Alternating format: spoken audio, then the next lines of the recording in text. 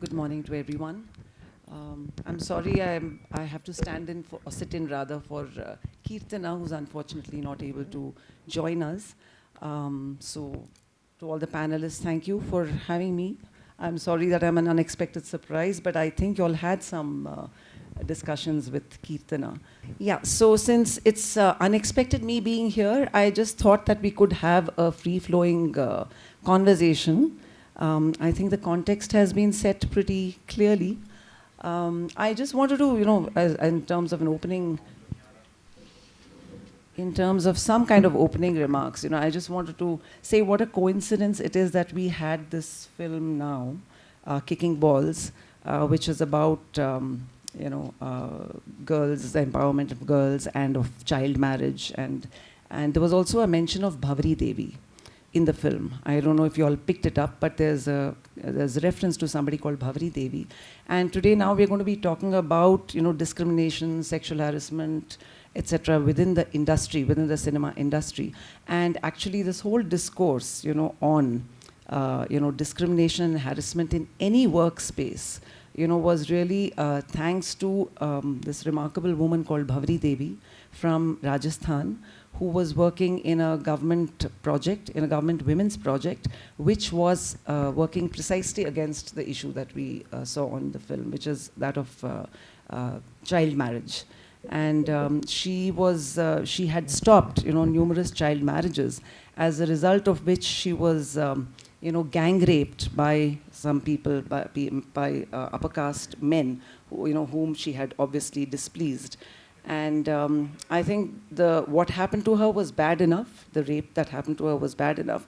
But I think the way the system treated her and the way the judiciary kind of responded was equally shocking and abhorrent. So it's not only as if it is the community which is regressive, but I think even those institutions that are supposed to be progressive and speak of empowerment and protect, women's rights, very often we find that those two are standing with the same kind of, regressive kind of mindsets and policies. So in Bhavri Devi's case, just to cut a long story short, in Bhavri Devi's case, when the case came up in the courts, the court ruled that the rape could not have happened. And why? Because she was a woman from the lower caste community. And the perpetrators, the alleged perpetrators, were from the upper caste community. So how could they have touched her? I mean, that was the logic. That was a logic, that was on the basis of which a legal judgment was passed. So you can imagine, what we are living with. We're living in several simultaneous eras, and I think what Indra said was absolutely right. We move, one step forward, we move two steps backward, and we can never say that we are successful. Change, I think, is a process. Yeah, so this is the context that we are really living in and working in. So, but the remarkable thing was Bhavri Devi's judgment, despite the fact that Bhavri herself did not receive, justice. I think her case went on, in the courts, and it was used as a kind of, it became a landmark judgment where, the whole issue of sexual harassment at workplace. I mean, sexual harassment at workplace is a very, what does one say? It's a very minor thing, there's a word for it, I forget what. But, it's very minor to describe what happened to Bhavri. I mean, what happened to her was a rape. It was not just a sexual harassment. But yet, despite the fact that she did not receive justice herself, her case became a landmark case because of which today we have something called the POSH, which is the Prevention of Sexual Harassment at Workplace. So sexual harassment at workplace became a big issue, primarily because of Bhavri Devi. And I think we have to be really grateful and remember her contribution in this. Yeah, so with these few words, I just want to open out this discussion today. In a way, yesterday, the discussion already started. We had Vijayamma. Vijayamma, Dr. Vijaya, I don't know if you heard about her. You would definitely have. But yeah, you would also have, yes. So Vijayamma is a very well-known person within the cinema industry in Karnataka. And she has a long, long history, almost, I think, 5 decades. She has witnessed a lot. And when she was speaking, she inaugurated the festival. And she said, even in her time, she said that one was, of course, the issues that the women who came in as actresses were facing. But she said she immediately picked up on the kind of harassment and discrimination that was happening to the women who were behind the scenes, the so-called extras. And we saw a film also yesterday, Deviri, which in a way, pointed that out. And also the women, who were in other kinds of, roles now within the industry. Like, it's not just women as actors or women even as directors and scriptwriters, but today women are in multiple kinds of, roles, playing very productive and creative roles within the industry.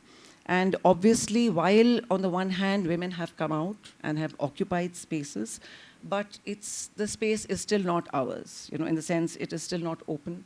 There are still, layers and layers of discrimination and injustice and exploitation that is there. So I think it's wonderful to have the four of you on this panel, because I think y'all can help us unpack what are these layers of discrimination that are there, what are the levels of exploitation, injustice that are there that still discriminate against women. How do you personally negotiate these spaces? And how do you think that, as an industry, as a more responsible industry, what can the industry do to kind of really put into place mechanisms, that will address these issues that have not been seen as issues, that have not been accepted as issues, but today are forced to, address it. So what should the industry do and what should the state do? And I think another very important issue that came up yesterday in the discussion was how, collectives of women, today are becoming the pressure kind of, the pressure forces, within, to bring about more accountability, within. Like, for example, I think Beena has been spearheading and part of the WCC, which is the Women and Cinema Collective, which has really, I think recently the HEMA committee report, which the WCC really pushed, I think that has really shaken up the industry in a very, very major way. And one hopes that the shake-up, is sustained. The fallout of that, the positive fallout of that is sustained. But again, that's a story that you'll have to tell us, Beena. So I think each one of you, I'm sure, have stories to share with us. So maybe in the first round, if we can do, if each one of you can share from your own personal experience of within the industry.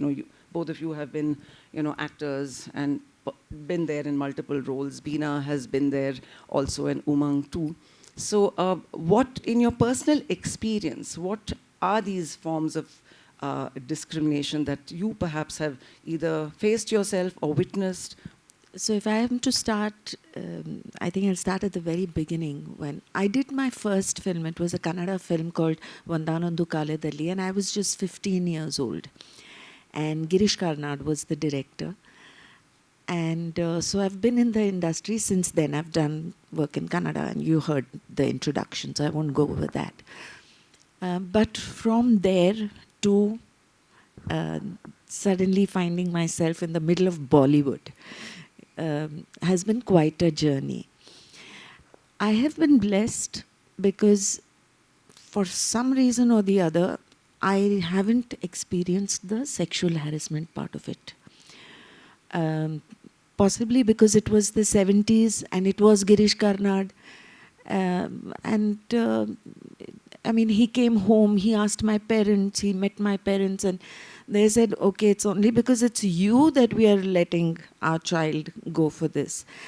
I remember there were offers from the Hindi film industry at that point of time, and I was just finishing school, and they said nothing doing. But when it came to Girish, they were okay because he came home and,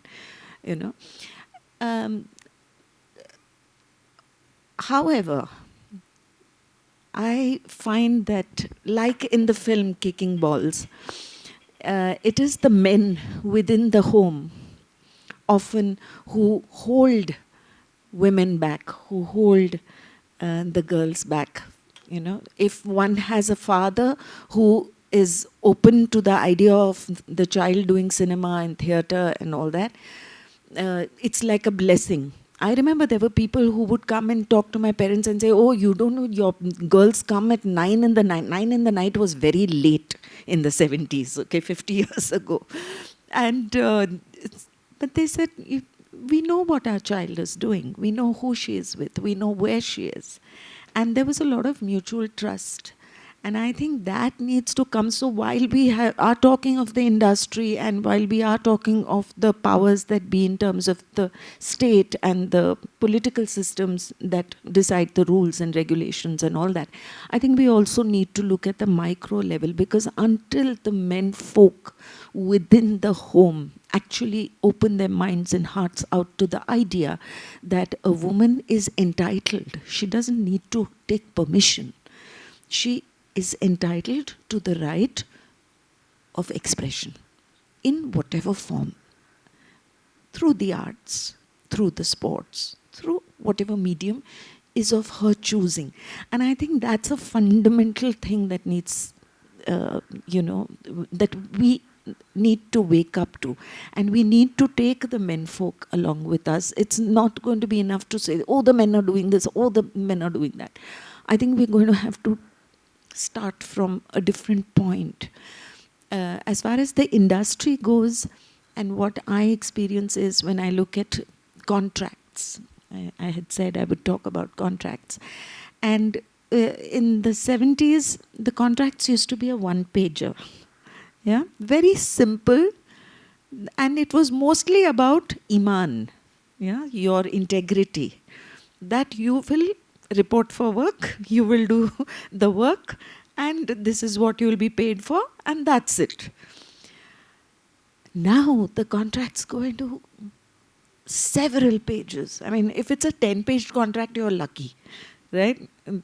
And now the lawyers, if you go through a lawyer, one is the lawyer's charges and all that, and you'll end up not doing the assignment, because there are so many things in the contract.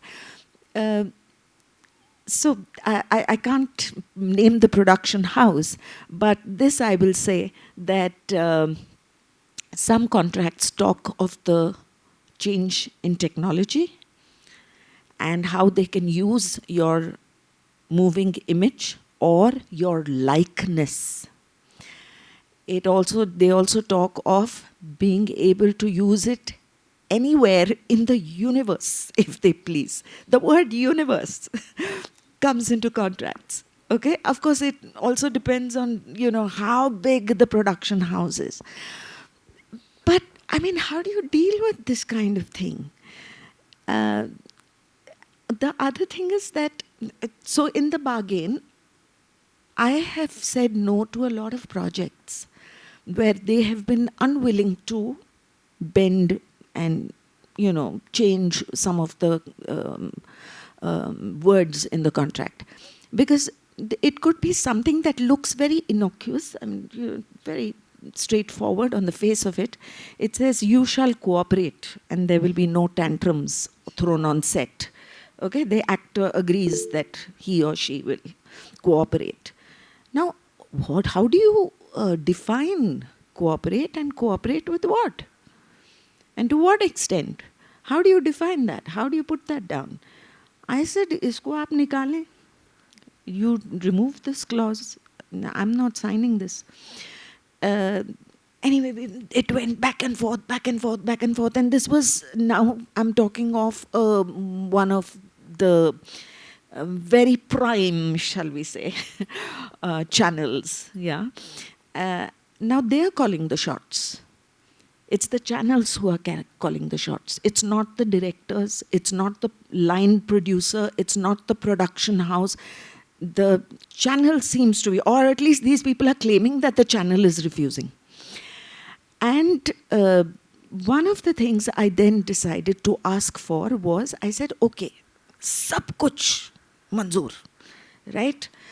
But you put in one clause, which says that my fundamental, and all this I'm doing without a lawyer. I can't afford the lawyers and I don't have faith in them. Sorry about this, but this is how it is. And I said, you will put in one clause saying that none of the clauses above infringe, impinge, or violate any of my fundamental rights. They said, no, why are you saying this? Your rights are in place and there's no problem with it. I said, then there should be no problem in putting it in. Put the clause in, no? They refused. And I did not end up doing that particular thing. I'm bound by an NDA. I don't know if any of you know what an NDA is, non-disclosure agreement. So I will not name anyone. But lots of big projects, I've said, thank you very much, Mubarak ho, keep your money and keep your project. And someone who's willing to trade her rights for the project will do it. Because earlier we had this great thing of this is for art, but that ethos was different. It was very different when we made a Malgudi Days, or we made a Vandanandu Kaladali, or even a commercial film like Gita. You know, it was very different. The entire atmosphere within which we were working was extremely different from what it is today. And I think that respect and dignity, these two things seem to be hard to find. You know, that mutuality.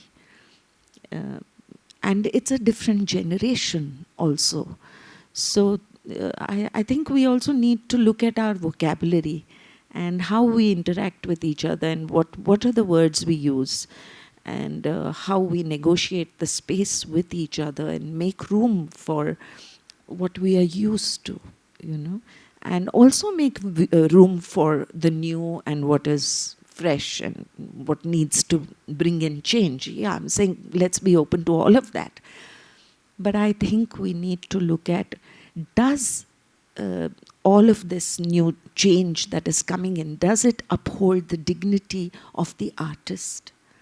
Does it uphold the dignity of the subject matter at hand?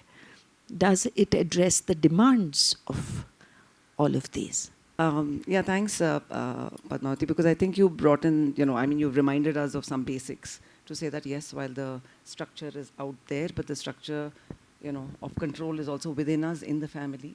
It starts from there. And I think for women, it starts and will continue there. But you've also spoken about the enormous changes, in the industry where there's a loss of dignity, there's a loss of control, there's a loss of, I don't know, in that sense, there's also a loss of creativity, I suppose, in control over your own creativity. So yeah, I think in this kind of a landscape, maybe we can ask Beena to come in now. Beena, because you know what you all did, in Kerala in terms of the Women in Cinema Collective, the work that the collective did, which has now led to the Hema Committee report. And it's very far-reaching kind of recommendations that they have made. And they've looked at multiple, it's not just, they're not looking just as sexual harassment, as you said, Binti. It's, it's looking at different levels of discrimination also, within the industry. So what led to this, the ground reality? Yeah. Thanks, Madhu. Thanks, Padma. Yeah, I just wanted to tell you that I have edited a film of yours you probably don't know, that you did with M.T. Vasudevan Nair. So it's very nice to see you here. Thank you, Beena. I've never met you personally, but it was really nice because I did that film many years ago.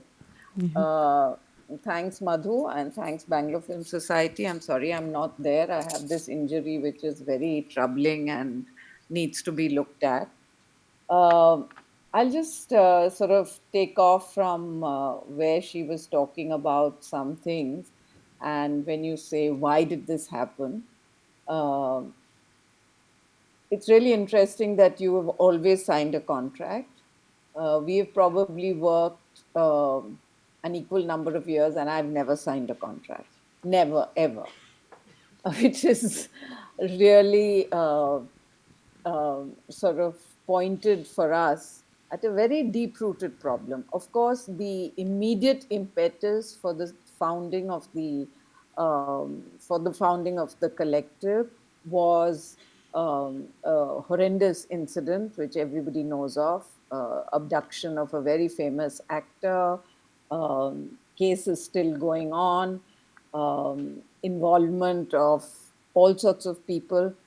So, that was the original kind of thing. But when we started looking and talking to each other, we realized that there were many systemic problems.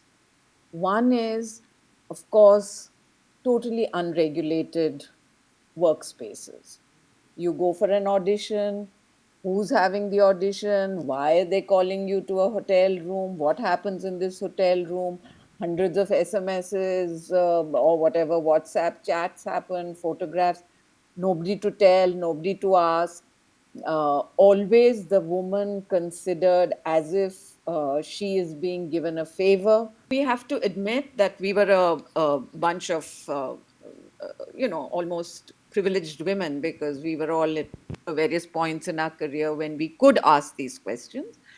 But we were addressing the problems of um, makeup women, um, uh, extra artists, who just have absolutely no dignity of labor, no power of bargaining, and no sense of respect.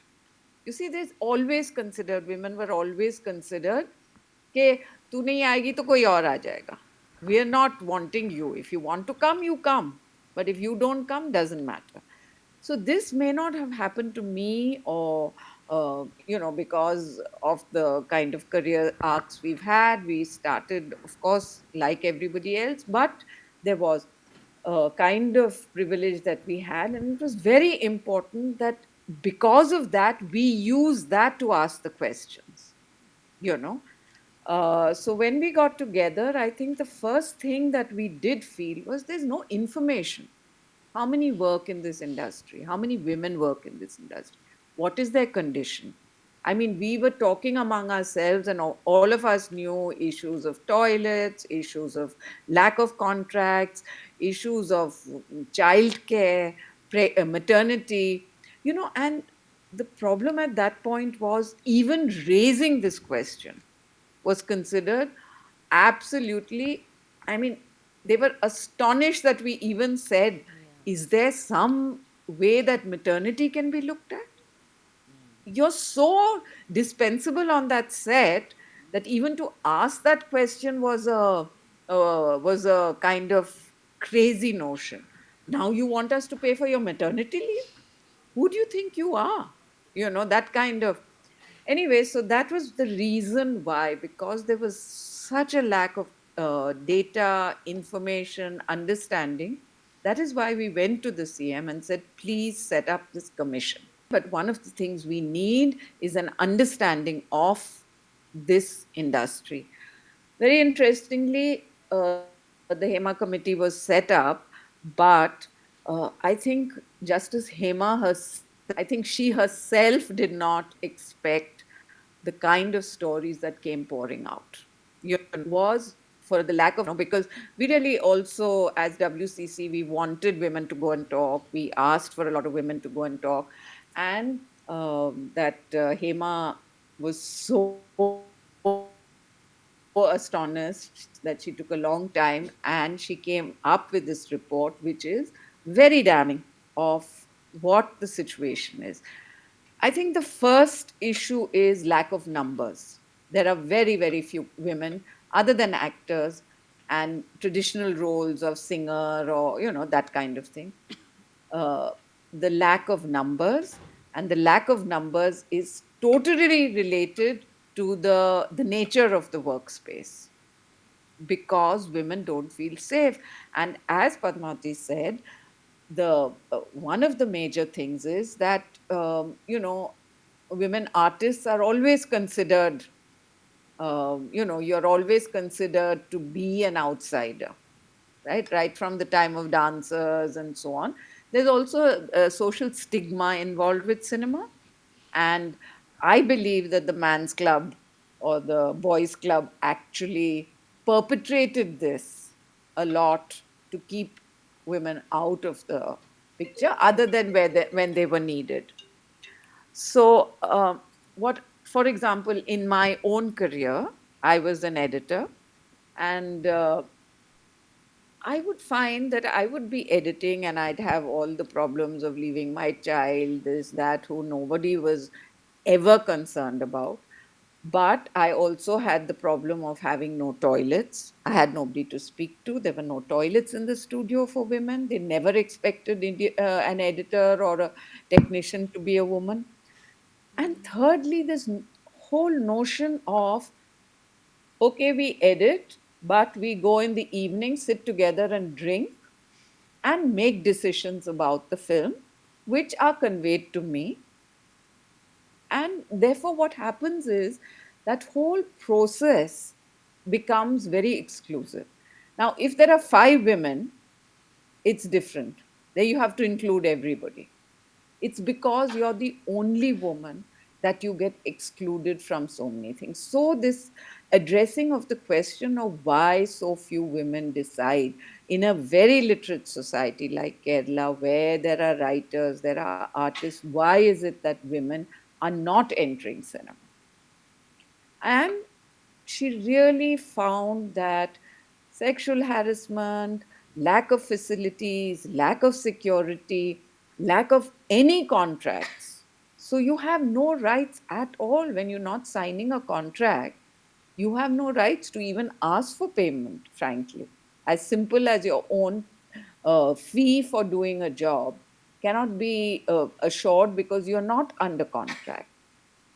So, I mean, the problems were so many. And of course, Hima addressed them all, and there was a lot of hoo ha. And then there was this whole moment when women felt so empowered and they came out, and there was this outpouring. Surprisingly, while WCC was thinking that we were pushing in the right direction, that yeah, we are making it a contemporary society, we are addressing problems, let's all get together, what we found was pushback. You see, the whole point with patriarchy is what we discovered was, and in a patriarchal feudal industry, what we discovered was this questioning was not welcome at all. Nobody wanted to uh, even engage other than lip service. So there was huge, there was huge pushback. We all lost jobs. All sorts of things happened. WCC became a bad word. We fought in court for the implementation of POSH, and that happened. We won the case. So basically, the WCC journey has been one of pushing the agenda, gender into the, and I cannot tell you, it opened up the whole of Kerala society. Last week, finally, the government, which was a big move, has organized a posh training camp. ICs are compulsory. They tell us today that in every Kerala state government uh, department, they have set up ICs. So the ripple effects of this has been, I mean, gender is now discussed at various levels. This kind of thing of, ensuring that women are. So I think it was necessary. I think WCC has been very momentous in Kerala society, not because we've done great things or anything, but just that we put that question out there. What are you doing to the women? Where are your women? Not only women, numerous now marginalized groups. And it opened that Pandora's box, or that the skeletons came pouring out of the cupboard, let's say. And society had to deal with it. So that has been our journey. Not easy, lot of questioning, lot of pushback, lot of suffering, uh, uh, in terms of women losing work, not owning up to be members, all sorts of things. But we've sort of struggled on, and yesterday or day before, when we had this posh training for the Malayalam film industry, it felt very good, I have to say.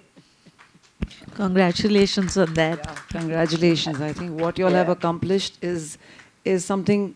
It's really something that has been groundbreaking. There's no doubt about it. I understand your apprehensions, but I think despite all that, I think we're used to that. Like, you shake Absolutely. the ground settles back, and then you shake it again. I think that's the nature of things. So yeah, thank you so much, Beena. Um, Anjali, would you like to come in now? To just speak about. I mean, Beena in a way has laid out the broader terrain. She spoke about her experience. Would you like to share yours? Yeah. Hi everyone, my name is Anjali Anish. I'm sorry I couldn't introduce myself, I didn't come on time. You were introduced, don't worry. Okay. Okay. I just want to say thank you so much for having me. It's an absolute honor. I don't feel like I deserve to be here when you guys talk about your experience and the work that you've done, ma'am. I mean, it paves the way for young artists like us, anyone in the industry, not just artists. But you guys were talking about how it's not just artists that go through a lot of things. So I initially started out when I was 15 years old. I was being homeschooled. I wanted to become a director. I still do. But I wanted to start learning how the industry works. And I first started working as an assistant director when I was 14, almost 15. Oh, wow, that's something. Yeah, so it's been 10 years. I'm 25 now. And a lot has happened. And I have never signed a contract still. So that's a very interesting topic that you spoke about. So thank you for that.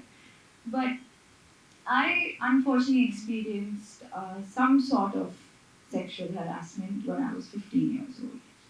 I did not look like an actor, so I just assumed that I was safe because I just thought good looking people are the ones that get targeted. But I was completely wrong. I was 15 years old. I just started working as an assistant director. It was very difficult because nobody from my family is in the film industry. So I had to really like push to kind of just say, please don't pay me. Like don't do anything. Like I'll get you coffee. I'll get you anything. At one point, I told the director, I'll clean the toilet if you want. Just let me be there. And I heard something that is still stuck with me is that if I have a female assistant director, I have to make sure that it's a safe environment. Well, shouldn't you anyway? And it would be more expensive to have a female assistant director because they'd have to give me a room. This is what you heard. This is what was told to me by many, many directors. So I was very free. I wanted to work on films. I was being homeschooled.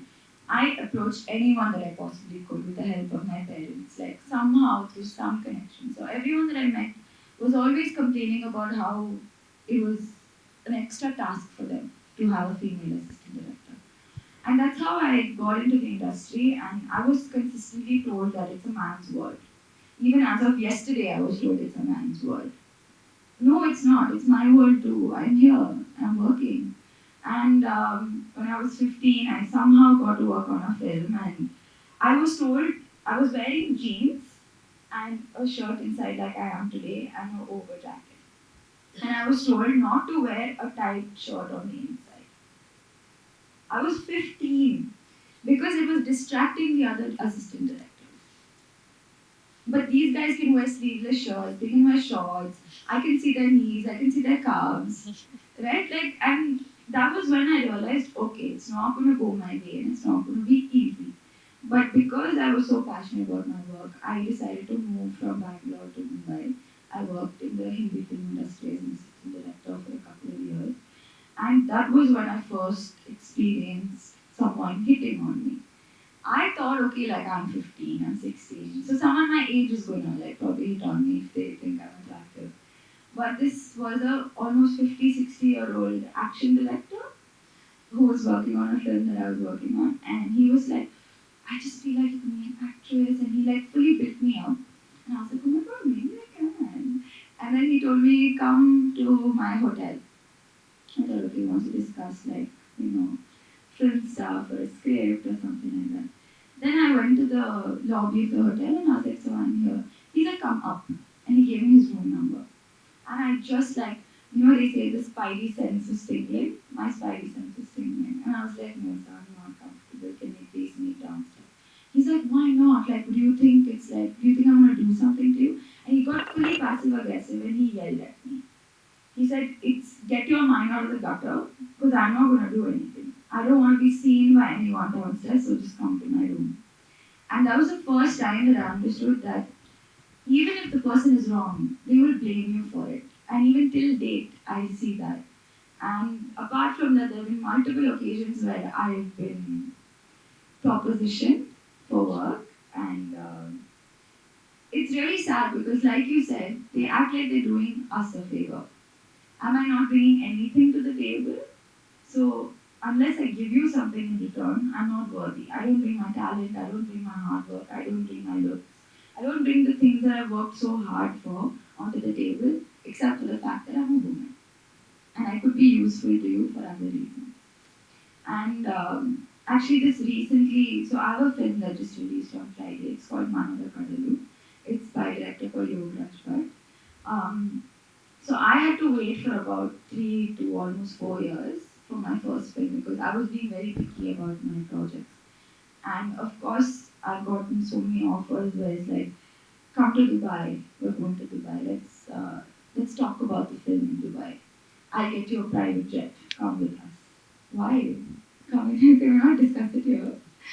And there have been so many instances like that. But recently, I've been getting a lot of praise for my performance in the film. So someone came up to me at the premiere and they were like, "Oh my God, you've done such a wonderful job. You're the next Rakul Preet Singh." I was like, "Okay, thank you." And he's like, "Yeah, I mean, she's given you away, right?" I'm like, "Why is she giving me away?" Because she's married now. So she's married, so that means there's space for an unmarried young actress. And I was like, "So wait, like if I get married tomorrow, so I'm of no value?" They're like, "No, I mean, once you're married, you're done, right?" So I don't have talent, I don't have looks as soon as I'm married. So unfortunately, consistently, young actors today are told that it's a man's world and I should just accept it. And especially with instances where someone has harassed me, or honestly, many big actors in our industry have propositioned me in ways that I didn't even understand. Like they would confuse me. It's not even straight up anymore. It's like, "Oh my God, you'd be so great in the film. Like, come, let's discuss it." And then you'd be so excited to work with such a profound person. And you go meet them, and they're like, "Yeah, you know, you're a good dancer, you're a good actor, you look good, you worked really hard." And then I'm like, "Okay," I'm like, "Can I audition?" "No, no, you don't need to audition. Just come for dinner." And they'll cook me dinner and they'll force me to drink. I don't drink alcohol usually. So it's always like, drink, drink, drink, drink, drink. And I'm like, I don't want to drink. And then I've paid, like, I've just caved sometimes and I'm like, okay, I'll have a drink. That one drink, I've realized that 2, 3 occasions, without my knowledge, they keep topping up my own drink when I'm not comfortable with it. And once an actor, I don't want to say who, but an actor, similar situation happened, and I was like, "I want to go home." I texted my mom, like, "Please call me and tell me to come home right now so I can put on speaker." She called me, and he's like, "There's no way I can allow you to go home, and you can't drive when you're drunk." And he wanted to drive me when he was drunk. And he put his hand on me like this. And he was like, "I'll drop you, don't worry about it." And there have been so many occasions, but it's really sad that it's come to this point and they consistently tell you it's a man's world and you just have to deal with it. Just because it's my dream to be in the industry, I should just deal with it. And now they started using this thing that's like, "Oh my God, she's going to say me too. Oh my God, she's going to put a case on me." Then don't do anything like that. It's very, very easy to make young women uncomfortable, and it's very easy to tell them to shut up because, like you said, it's very easy to replace us. I have been replaced in multiple films because I threw a tantrum. But when a man speaks up for himself, it's not a tantrum. When I speak up for myself, it's a tantrum. I'm supposed to be soft spoken. I'm supposed to be docile and fragile and speak sweetly, even if I'm angry. It doesn't matter. But for example, recently an actor was told that he's come late. And he was like, "Yeah, so what? Like, I have this thing. I was coming with him. Like, I was literally with him. And I was yelled at because I came late. Right next to him. Not he, me. So consistently we were told, right, to keep quiet, and we were preparing for some uh, interviews that we were doing for our film, and one of the media persons they just came and spoke to me, and they were like, "Okay, so these are the type of questions we're going to ask you. Just be prepared. Just speak in Kannada and be eloquent." I was like, "Yeah, sure, sure." And he was like, "Don't talk too much because men don't like women that talk too much. Don't give your opinions. I know you're a very opinionated girl, I can see it. Just don't talk too much. The lesser you talk, the better it is. And don't tell anyone you're in a relationship if you are in. And don't talk about women at all because so I've studied law. I'm very very outspoken. Like I take great pride in being outspoken because I have every right to be. So everyone finds it. They kind of find it troubling to them that I am outspoken. and I stand up for myself. So it was pretty funny that recently I was told to keep quiet because I'm more attractive when I'm quiet. So yeah, so that's it. I mean, there's a lot more, but I don't want to go on and on. Thank you so much, Anjali. I think you really brought out all the various, the visible and invisible, kind of aspects. In this space, you don't have to be worried about the answer to that question or even asking that question. You are accepted for what you are, attractive, including. Yeah. Yeah. So yeah, I think in a way you really brought alive what Beena was talking about. In terms of the situation within the industry. I think we'll come back to both of you and to three of you for follow-up questions. But let's do the first round. So Umang, you occupy a different kind of a space. I mean, yesterday also we had this, mainstream cinema, and you occupy, I think, more the documentary and alternative space. Yet you have been, I think, you are part of the industry in that sense. So yes, if you could also speak about your experience, and as Jessica was saying, that you have been part of this slut walk and you've organized, something in Delhi. So if you could speak a little about your own experience of engaging with issues of discrimination within the Yeah, industry. thank you, thank you. Um, Really honored to be here. I'm very happy. Actually, it's after a long time that I'm able to engage in some feminist discourse. So I'm truly relieved hearing everyone. And I have actually, I think the biography of mine that's being used is from a few years ago while I was doing only independent films. But for the past few years, I have actually been working in the mainstream industry in Bombay. So a lot of resonance from what Veena and Anjali spoke about, and I'd especially like to take off from where Anjali spoke about ADs and my observation in working from small to large scale sets is I think I mean when we talk about patriarchy, we do sort of come down to power, and a film set is essentially I think you know I mean it's while we talk about dignity and the kind of like this is the general I mean right to safety and dignity for everyone involved on a set. I think what it gets weighed against for people in power and producers especially on a set, because a set is a per day cost, is the amount of money that you're investing. And I think the mindset that I have seen is that that is so paramount that everything else becomes negotiable, right? Like my first observation on a small set, on a very small set of an AD who, I mean, I was kind of leading that team at that time, but a young AD was made to feel uncomfortable by an art director because he stared at her and he really stared at her and he was making everyone a bit uncomfortable. It wasn't really something which was doubtful, it was quite evident. But when the AD spoke up about it, the producer at that point was not keen on pissing off his art director who had control over all the of running the set essentially, right? The art needs to be set up on time, we cannot afford delays, and the art director, he cannot leave the set right now, we need him. So the AD was asked to kind of stay out of his eye line for the next 2 days, and we'll deal with it after we shoot khatam hone do, essentially, because shoot is every minute is money. And I think the reason, of course, why these things become negotiable, as one of the things that we're trying to talk about is the lack of a collective, right? Um, what I have observed in places like Bombay is, I mean, of course, it's very much needed, but there are many groups in Bombay that are unionized, like squad boys, like dressing set people. And what the advantage that the collective gives them is to be able to hold their labor and dignity in tandem with the cost, because I think that's the only thing that I mean I've it's really it's been so frustrating, but I've just found, especially working in the mainstream corporate spaces, that you do not get to negotiate ideology against money. You need to have, which is why the need of collectivization is so important, because if you're unionized, if you're collectivized, then I am not asking you to please be considerate of my requirements. Then I'm telling you that if you do not do this, then all the women of the set, then your set gets locked down tomorrow. We will not come. We will, that's what happens, like art in art labor. And of course, I mean, I'm saying again, this is also a very vulnerable group, people who work in setting and spot.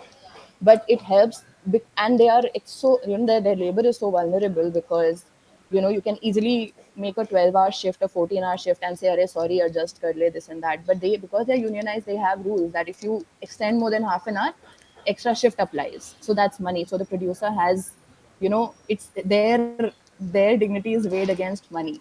And I think until that happens, the fact of the matter is that these repeated, I mean, the amount of, and you spoke about the layers of sexism that kind of exists. So one is obviously the lack of safety, and people, seeing women as an additional accountability and additional cost in terms of, oh, I am shooting in RA colony and it's a night shift. Abhi all these ladies, inke liye gaadi arrange karna padega to send them back. That's an extra cost, and all these things, become like really, things that kind of count against us. And then again, like speaking of AD teams, another observation or another aspect outside of safety, where safety and idea, the dignity gets negotiated because, or becomes secondary to the cost that it involves. And of course, there is a lack of commitment in general to these ideas. Otherwise, if otherwise there would be. I mean, these are not big costs. Like providing an extra car so that women can be dropped off is not, on a big set is really not something. There are many other costs like expensive coffee and sushi that you're offering your actors, which which would probably cost more. So it's about the commitment, which is obviously lacking. The other thing is, and I think these are all interrelated, but I would also like to share my observations of the multiple layers in which sexism exists, uh, outside of the fact that we are not committed to safety and dignity, is things like in a composition of an AD team. Now you will always have women, but that woman, if there is one, would always be the costume AD. So you want to get a costume made ko ek ladki. I mean, I was recently involved in a big fiction production, and it was kind of my first, and I was in a powerful position. But I was not in charge of composing the AD team, but I did definitely have the right to poke in it, which I did. But of course, there was, it was a bunch of women, a bunch of men, good men. I mean, again, like, I think the thing to understand, and the way I try to deal with these situations is to not, and maybe I try to not get angry very fast now, uh, only for the reason that, um, I don't know, I have been for very long, and I'm trying to find smarter ways to, which may take us further. And one of my, again, so probably not, again, like a group, the first AD who was formulating his team was like, "Haan, and I was like, why are you hiring all these guys? Like, can't you diversify?" I gave him phone numbers and contacts of, just to have a diverse team again. And that was my personal commitment, which nobody cared about. Like, why? I mean, see, we are going to hire the best person for the job, is the, I mean, again, like I have, it's so triggering still, but like, whenever you talk about, I mean, so yeah, I mean, you could still have the best person for the job, but can you, I mean, there can be two best people for the job, I mean, it's being an AD. It's not like there is, it's not like there is only one best person for the job, right? So that lack of commitment obviously exists. But costume AD, he said that that has to be a girl because girls understand this better. And then I think there was an opportunity for an intern AD who was going to handle extras and juniors. And I was like, why don't you hire a girl for that? He's like, no, this has to be a boy because these guys don't listen to girls. So this, and of course I've seen women break through that. I mean, there are great first ADs who are women, which is also a kind of a tough job, which was not initially, and I still not. I don't think the traditional producers would really prefer women doing those jobs because it's a lot of hustle. You require, you need, I don't know, you need a little bit of that, you need to be running the set with power. And those are again roles which traditional producers would not prefer women doing, but there are women who have kind of broken through that, thankfully, because I don't understand what their reservations are. I've seen women run sets perfectly, but it is this sexism of, even when you come to the table, the kind of responsibility that you will be assigned, and I've especially seen that even in corporate setups, that no matter the level of power you're in, whether you are the client or the provider of the service, why do men not make notes is like something which is so irritating for me. Like, whether I am the producer or the writer or the junior, whether I'm in a senior position or in a junior position, I will make notes. And I've seen this in a meeting room where I have a man who is probably a bit younger to me, in the same position, slightly higher, slightly lower. Why don't you make the notes and send them across? And why there is this additional care work, the secretarial work, which is kind of assigned unfairly to women in workplaces. And I would think this is probably across the board in industries.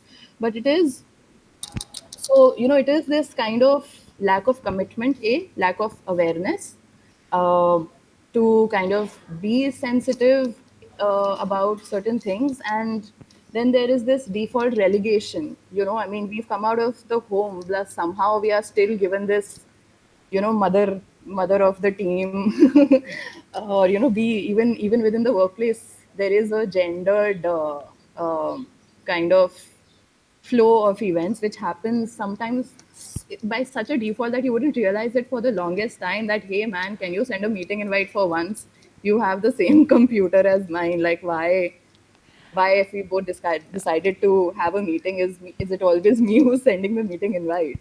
Those are kind of my observations. They kind of exist across the board. I've seen it in casting. You've already cast one dark woman. Do you want to? How can you think of casting another?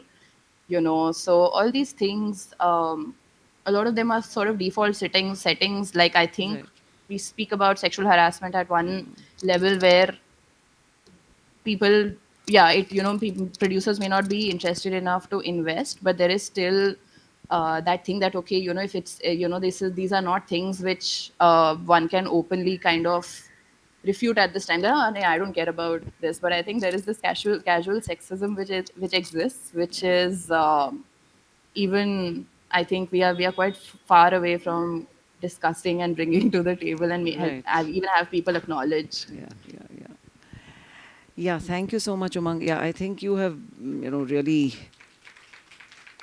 you've summarized, and I think you've summarized the whole issue of, not just casual sexism, but structured sexism, within the industry, So, yeah, we have a long way to go, but yes, and I think it's also linked up to what the point that yesterday Deepa had raised, when you say the power, it's an issue of power, and power is linked to money.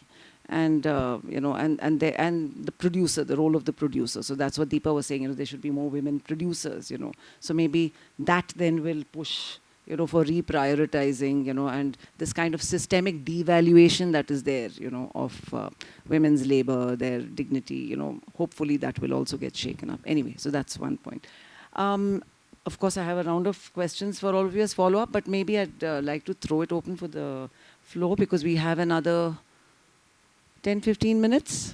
Yeah, hi. Thanks for the panel. I found all of you very interesting, and I'm not really into cinema right now, but I really just enjoyed very much, the conversations and things like that. So what I wanted to actually ask, what struck me, and it's something that I find is across industries, and maybe Umang especially, might want to address this, is that given your background with the protest and things like that, still people are hiring you and things like that. You would think that if all are male directors and male producers and things like that, they wouldn't be so open, especially if you're having protests that are called, I don't know, slut walk and things like that. So the fact that they're still hiring people like this, even in Mumbai or whether it is in Delhi or Karnataka or whatever, does say that there is still a lot of openness to women. So I think that's positive. But at the same time, like, how do you negotiate that what is your response to, like, they're open, but at the same time, you're facing these difficulties. So how come people are still hiring based on your background like that, So that's what I don't know if you've got me, but I'm kind of confused about how that works out for you. So, So Yeah, I'll tell you before something about 1 second, Umang, before you respond, if there are a bunch of questions, maybe we can just take them and then divide it among the speakers. Yeah. Hi, my question is for Anjali. I wanted to know her thoughts about the IC in Kannada film industry. IC, Internal Committee under Posh. Yes, okay. My question was primarily regarding the fact that in the film industry, people who are directors or actors as women are referred to as female directors and female actors, whereas the male counterparts are just directors and actors. So I've also noticed that it's also important to say female directors in some cases because people always associate it with a man. So what are your thoughts on that? Do you think it should be used as a female director or just a filmmaker without having to associate gender with it? Yeah. Umang, you want to respond and then. Yeah, I'll just quickly take the first question, which was about like how come I'm still getting hired with my background. So a bit about my journey. Actually, I think when I started off, I was very focused towards only working in the developmental space, and I spent the first few years working in sex education. Mostly related to media filmmaking in the gendered space. That's where I made Sharmila. I worked at this place called Agents of Ishq. If you don't follow that channel, please go to Instagram. It's like the greatest the greatest space for talking about your inner lives, related to sexuality and everything. Yeah, really beautiful space. And the change kind of happened only a few years ago for me, where I kind of felt that I wanted a seat at a bigger table. So which is why, and I just say this that I don't think people who are hiring me in the mainstream are aware of my background as a protester and a feminist. I kind of throw it to them after I'm in. I don't, and I have done job interviews where I'm like, I'm a passionate feminist and feminism is like my, like my core, this thing. But it's just not that I'm trying to avoid it or disguise it, but it just doesn't come up anymore. I'm a working professional. There are many, many aspects, and my ideology, although very strong, is just a part of it. So I am getting hired based on my past work.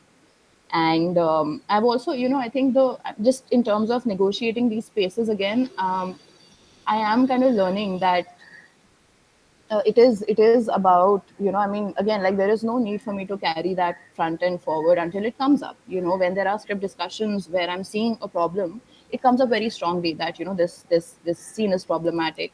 But otherwise, when you're making a crime show, it doesn't, it's not, it's important to stay committed to your ideas, where you are able to implement them, in the sense that when we were hiring a team, I was conscious about the diversity. But when I'm I'm working on a script about 7 homicides, it sometimes it didn't really come up. Or while I was hiring, it didn't really come up that I had done protests and stuff like that. And I think, in fact, that was one of my big learnings, that instead of always wanting to work on shows which were gender front and forward, I wanted to work on shows where the idea was You to can have just have mass appeal. And then when I see a sexism problem in the script or in the crew, I'm actually able to make a difference, not because I've been hired for my ideology, but because I've been hired as a producer. And then I use that power to influence decisions, sometimes not successfully, but at least I get to speak. And sometimes I succeed. And about the, just very quickly on the female director thing, I think very similarly associated. There is a huge tokenism problem. I have constantly seen need of, you will see, I think anyone who's working in the circuit will always see need a female AD requirement. There are special female AD requirements that go out, and they are for very specific female purposes. And which has to do with dealing with an actress or dealing with costume, or it has to do with, oh, we have two larger male crew and two actresses, so एक लड़की को ले जाते हैं, थोड़ा comfortable हो जाएगा. So I think again those are very, very so it is confusing whether you want to take a female AD role or not. Sometimes it's about getting a foot in the door. But I'm hoping eventually, and where we are wanting to go, is for it to not matter. Unfortunately, bigger opportunities like direction, producer, heading spaces are still considered opportunities for us. which is why the female tag comes in. But I mean, that's the battle to fight. So to talk about the ICC thing, honestly speaking, I'm not very well versed with it. I wish I was. I do know a little bit. I think committees like this and people who are headlining it, like Kavita Lamkesh, especially Shruti Hariharan, she's a great actress. I had the privilege of working with her when I was in AD. She was the actress. And I remember being awestruck because she knew 4 languages. So she was doing a Kannada film, but she was talking to the camera department in Malayalam. And I just remember thinking she's so smart and so beautiful.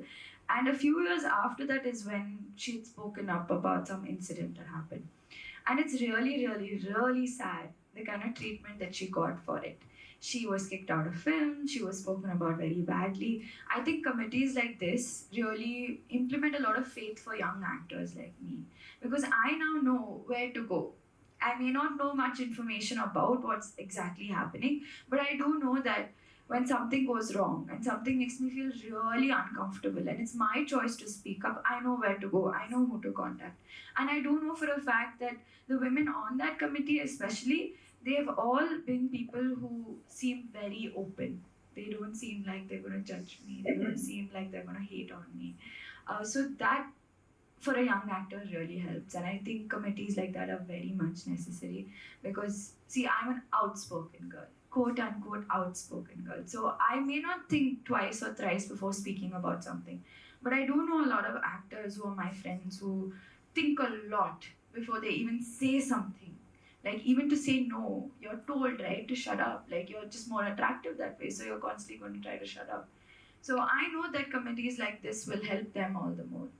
I'm extremely privileged to come from a very privileged background with my parents are lawyers. So I'm aware of what my rights are and how I'm not desperate to work and I won't just be okay with anything. But women sometimes are groomed in this industry to be like, just be okay with it, just be okay with it. You want to get what you want, right? So just be okay with it. Just smile and move on. So I think committees like this are very, very important. And I specifically want to speak about Shruti Hariharan because I'm a big fan of her, and I think what she's done is great. And I think the treatment that she got for what she spoke about is so unfair on 100 different levels. And I know for a fact that no one even asked the man straight up, "Hey, did you do it?" Because it was a given that she's lying, right? Yeah. Because he was more famous than she was. It's really sad because after that as well, I remember someone saying, "Hey, they're just going to say me too, me too, me too for everything. So just be careful. Like, be careful of these feminists."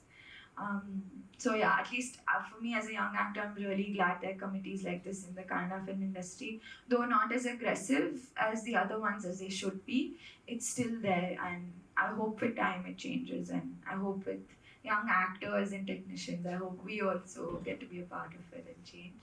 And the female director part, I recently told someone I'm an actor, and they were like, "Actress?" I was like, "No, I'm an actor."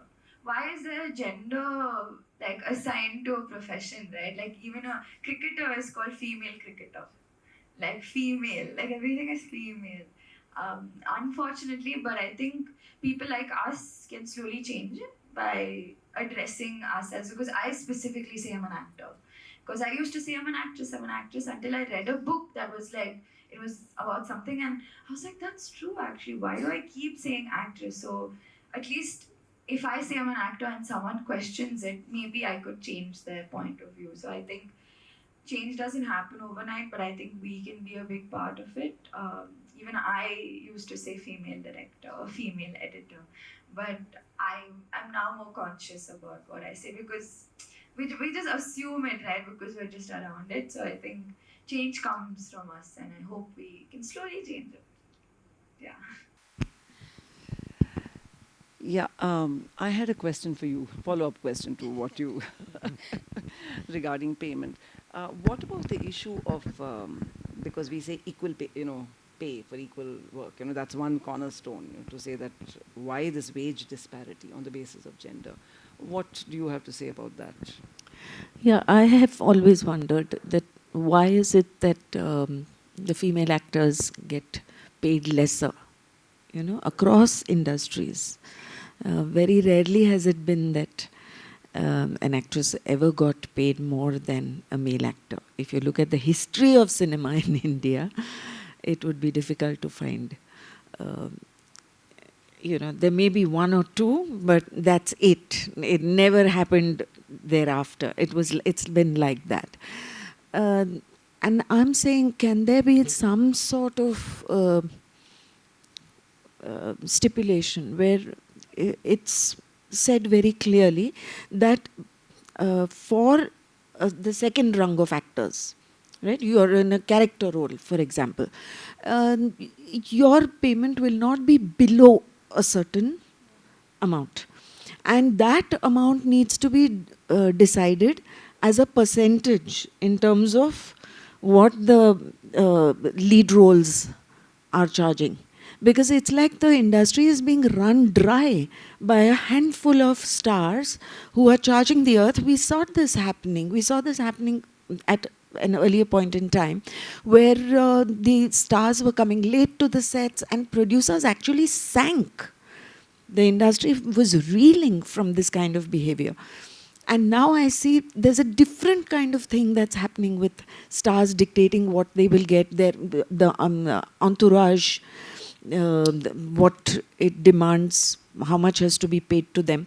And on the other hand, for example, if I look back, simple thing like someone was talking about toilets, Bina was talking about toilets. And so I have never taken my own hairstylist or makeup man. I've said, you know the subject, you know which makeup man is going to do justice to this character in terms of makeup and hairstyle. So that's fine with me. You get me your person. I'm not going to fuss with it.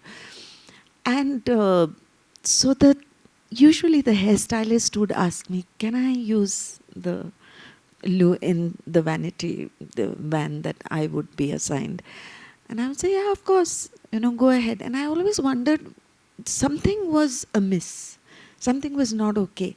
Luckily, this child she felt the freedom to ask me. And she didn't get, told off.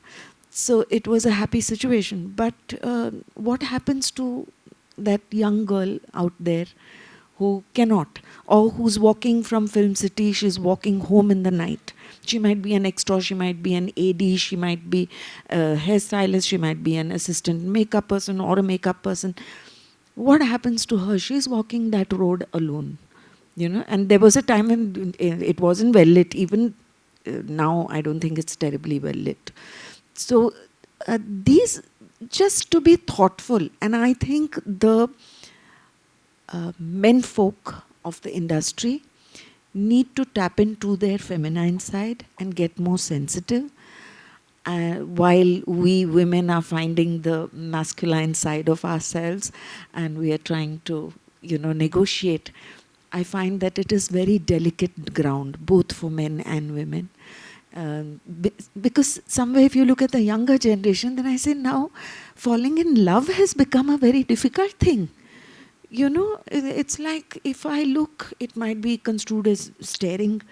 And so every young boy is going like that while the old fogies are hitting upon the young girls. I mean, it's just gone askew. So I think we need to, so it's not just about the terminology, but I think it's about how we hold ourselves.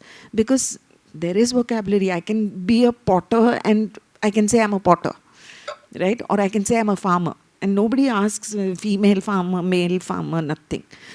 But certain words, proprietor had a feminine version, proprietrix, yeah, and actor, actress. So, yeah, these demarcations were there. Now those are getting blurred as we are entering each other's territory. And I'm saying, jargon is there, okay. It has its place, terminology has its place. But the essence of it, if we can find our balance with that and tread this delicate ground with sensitivity for each other, I think that would make all the difference. I actually want to say something about the physicality. So I understand the concept of when an actor who's more famous is bringing in more So of course it's a business when you're bringing in, like for example, if I'm bringing in 5,000 people and you're bringing 50,000 people, I get the pay disparity. Um, Luckily, I think it's changing a bit because, for example, it's kind of silly, but I did an ad recently, a few months ago, where I was paid more than the male actor because I had more followers on Instagram. That's happening. Yeah. So I think, I mean, it's definitely changing, but there are also different things like the actor who's as new as me or as old as me gets a better room or a better car. Like I've got a Swift Desire to go from here to Mangalore or wherever we were shooting, and the actor's got an Innova. Why? I mean, so things like that are still it's still happening, but there are also quite a few changes as of recently. So it's nice to see that, and I think that's also because that ad shoot that I worked on, the producer was a female producer. I think that really helps a lot because, like you said, the feminine and the masculine side, it needs to coexist in each person. And when I speak up or when I fight about something, I was told you were screaming like a guy, you were getting angry like a guy. Why? There's an emotion for, like, there's a gender for an emotion now. So, in many ways, I do think it's changing, and I think our generation is really changing. I'm so glad it's because of discussions like this. It's because of people like the three of you have really, really paved the way, and I want to say thank you. Thank you, Anjali. I think that's the hope, and I think that's what Vijamma also was saying yesterday, that it is really the younger generation that is speaking another language, claiming space in a very different way, and So, the hard work you guys have done, honestly. I also Thank you. wanted to say something about unions. Mm. You know, that now in the contracts, they're even putting a clause saying that you will not seek recourse to your to finding justice through the union that you may be part of. Yeah, yeah. In the contract. Yeah, they're putting that That's why in. your clause was so important. Yeah, that's why I said I want my fundamental rights in place. You write whatever nonsense you want in that contract. Last clause, I want fundamental rights in place. But then that didn't happen. Yeah, well, I suppose we need to close, but Beena, if you can just come in to give us the final word and final words of wisdom. Now that you've, through this, what has happened in Kerala, like I said, it has set off a lot of changes, hopefully ripples of changes. How can one sustain it? One is, of course, through collectives, collectivization, unionization, but then there's a backlash to that too, as Pity was saying. So, how do you think one can sustain this process of change, which is already also there, as Anjali was also saying, at an individual level, I think there is a lot of more assertion and claiming that's happening. But structurally, how can one ensure, that these spaces are there? You know, just listening to everybody, I think, oh God, everybody's journey is so similar. We're all, and we've just had so many years of silence, basically. I think that was one of the first things we discovered with WCC is that what is this silence? Why have we never spoken to each other? Why don't, because a lot of it comes out of the fact that we were all thinking it's only our problem, or there's also the whole gaslighting, I'm like this, maybe I'm too intellectual, maybe that's why these people don't come to me, or whatever, I don't look good, or I'm not adjusting enough. So the whole, I think a very important thing is uh, to talk to each other, which is now happening a lot. And I think, I mean, when I hear Anjali's experiences, and I know Shruti well, I mean, I think this is the most important thing. Talk about your experiences, open up to each other at least about your experiences.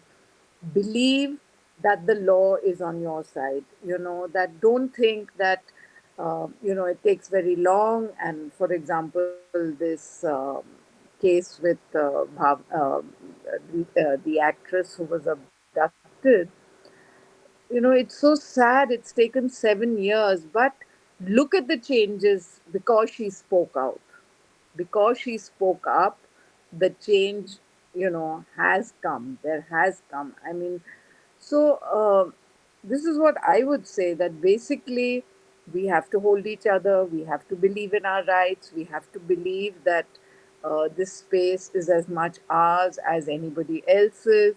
There is something very important to hear, when in a very masculine space of telling stories, it is very important that you have women's voices, and therefore you need to claim that space yourself. That is the very important thing that nobody is understanding, that this whole storytelling is so masculine today. It's frighteningly masculine in Indian cinema, and therefore we have to, I mean, if we have a sense of responsibility, we have to tell other stories, and we have to claim that space for ourselves. So I mean, everybody is standing on each other's shoulders and holding each other tight and going forward. Yeah.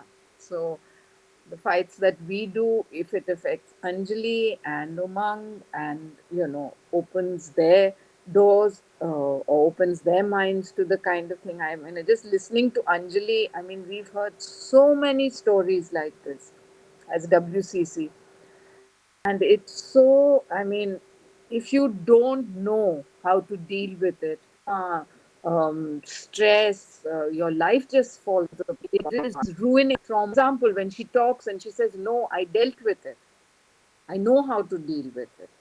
So yeah, I think this is an important uh, sort of moment, because women are talking about their experience, and it's not about being anti, this fear that we are sort of anti men, or is not the point. The point is that there is genuine pain. There has been genuine discrimination.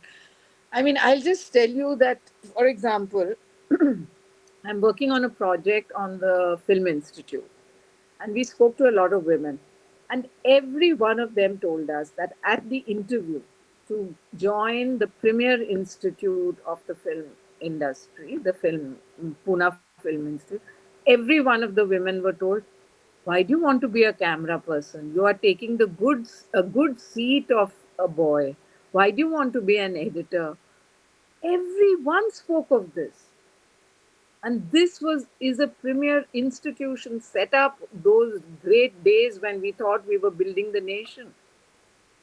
And this is the attitude towards women. So so it's very basic, it's very fundamental, and I really believe it is us who have to change this narrative, because you know um, just I just yesterday watched a video, and the video is about these women at work. One is an actress, one is in a shop, one is in IT, etc., and each of them have very supporting husbands. So the daughter calls and says, mama, I broke my finger. She says, no, no, appa's at home, he'll take care. But the child always, I mean, there's always the sense that the responsibility is the women's.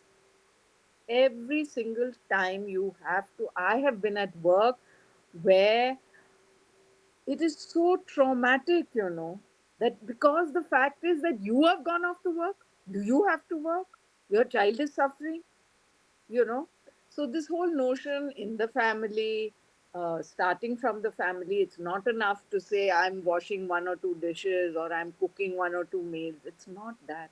It's how do you genuinely share and understand this unit of the family. So, I mean, I really believe that conversations are important. I think it's not about dividing society. In fact, I think it's bringing society together in a very healthy way.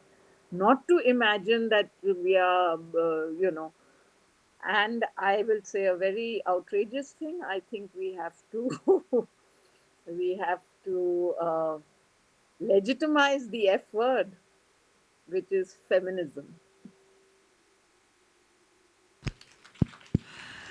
Yeah, I suppose that is the final word, Beena. Yeah. So thank you so much, everybody. I think there's enough that all of you have given us to chew over as we go for lunch.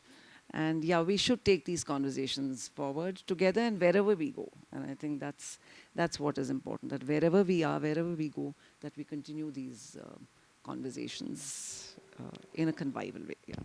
Thank you so much, everyone. Yeah.